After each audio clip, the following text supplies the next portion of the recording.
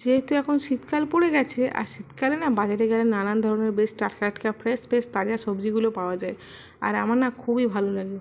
আর এই সব শীতের সবজি দিয়ে একটা তরকারি বা ফুলকপি আর হচ্ছে পালং শাকের তরকারি, এগুলো আমার বেশ পছন্দ হলে হয়। আর আমার পরে এখানে বেগুন নিয়ে চলে এসেছে। আমি আর আমার মেয়ে বেগুন খেতে খুবই পছন্দ করি, আর কদিন ধরে বেগুন ভাজা বেগুনের তরকারি খাওয়া হয়েছে, তো ও বলছে মা আর বেগুন খেতে ভালো লাগছে না। আর যেহেতু বেগুনটা রয়েছে শুকিয়েও যাবে, তার জন্য আমি কী করেছি, চাকা চাকা করে ভেজে নিয়েছিলাম।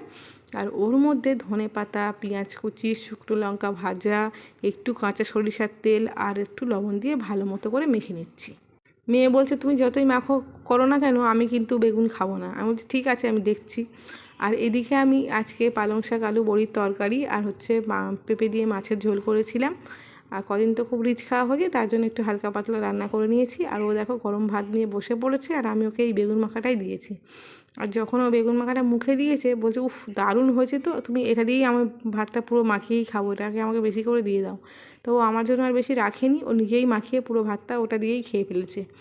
আর সত্যি কথা কি, বেগুন পোড়া বেগুন মাখা শীতকালে না খেতে বেশ দারুণ লাগে।